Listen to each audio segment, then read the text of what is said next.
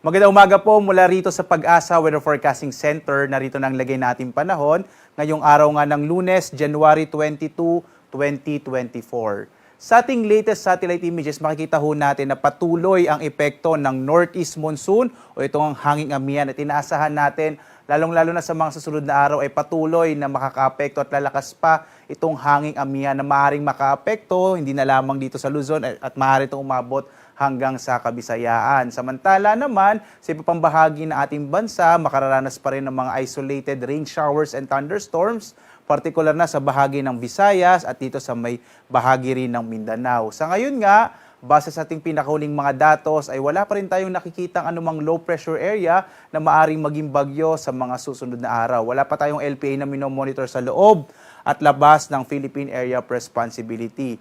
Mas malaki lang ang mga pag-ulan, malaki lang ang tsansa ng mga pag-ulan, partikular na dito sa may silangang bahagi ng Northern Luzon. Samantala sa iba pang bahagi ng ating bansa, mga pulupulong pag-ulan, pagkilat pagkulog naman ang mararanasan.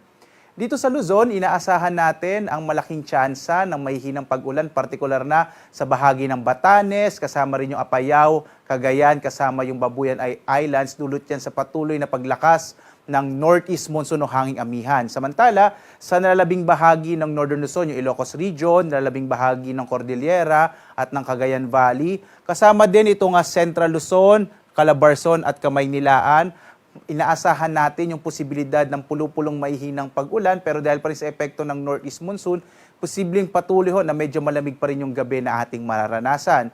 Sa nalabing bahagi naman ng Luzon, itong Bicol Region at Mimaropa, mga isolated rain showers and thunderstorms ang maaring maranasan. Nakikita din natin itong bahagi ng Bicol Region at Quezon Province sa mga susunod na araw posibleng malaking tsansa ng mga pag-ulan. Epekto pa rin yan ng northeast monsoon o hanging amihan.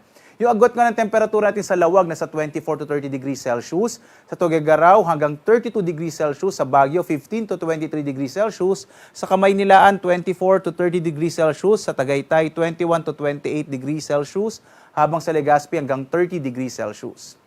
Dito naman sa Palawan at sa Visayas, makikita natin ang mga isolated rain showers and thunderstorms, bagamat posible pa rin yung medyo mainit na mga tanghali.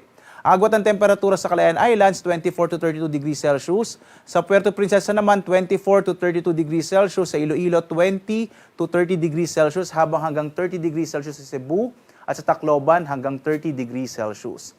Sa bahagi naman ng Mindanao, posible rin yung mga isolated o pulupulong mga pag-ulan, pagkilat, pagkulog. Bagamat mga isolated dito, minsan yung mga localized thunderstorms ay maaaring magdulot ng mga biglaang pagbaha at pagguho ng lupa. Ugalain ho natin na laging updated sa mga nilalabas na mga warnings na ating mga Regional Services Division dito sa Visayas at sa Mindanao. Yung agwat ng temperatura sa Zamboanga, 24 to 33 degrees Celsius. Sa Cagayan de Oro naman, nasa 26 to 30 degrees Celsius, habang sa Davao ay mula 25 to 32 degrees Celsius.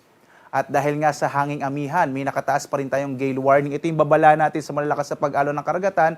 Delikado pa rin ho na maglayag yung mga maliliit na sasakyang pandagat at maliliit na mga bangka, partikular na sa mga baybayin ng Batanes, Cagayan, kasama yung Babuyan Islands, sa Ilocos Norte at Ilocos Sur. Iwasan mo ng pumalaot para makaiwas din sa mga aksidente na dulot ng malalakas na pag-alon ng karagatan. Ito ay dulot din ng northeast monsoon o hanging amihan.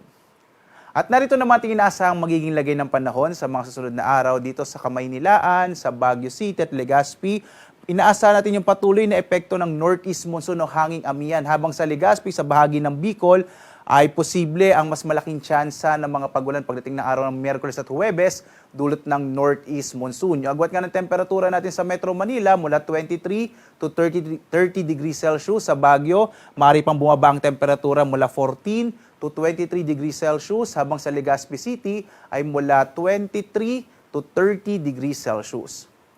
Maaari ding umabot ito ang epekto ng northeast monsoon sa bahagi ng Kabisayaan at posible yung mga isolated o pulupulong maihinang pag-ulan lalo na pagdating ng araw ng Miyerkules at Huwebes na maaaring maging dulot ng northeast monsoon.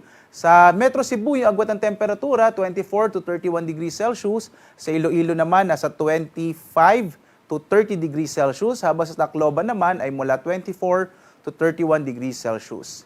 Mga isolated o pulupulong mga pag-ulan, pagkilat pagkulog naman ang maaaring maranasan sa bahagi naman ng Mindanao. Habang sa Metro Davao, ang ating agwat ng temperatura ay mula 24 to 32 degrees Celsius. Dito sa Cagayan de Oro City, sa Northern Mindanao, nasa 24 to 30 degrees Celsius, habang sa Zamboanga City, nasa 24 to 34 degrees Celsius.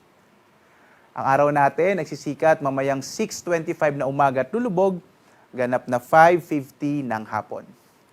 Sundan pa rin tayo sa ating iba't ibang mga social media platforms, sa X, sa Facebook at YouTube, at sa ating website pag-asa.dost.gov.ph para sa pinaka-updated at pinaka-komprehensibong impormasyon sa lagay ng ating klima at panahon.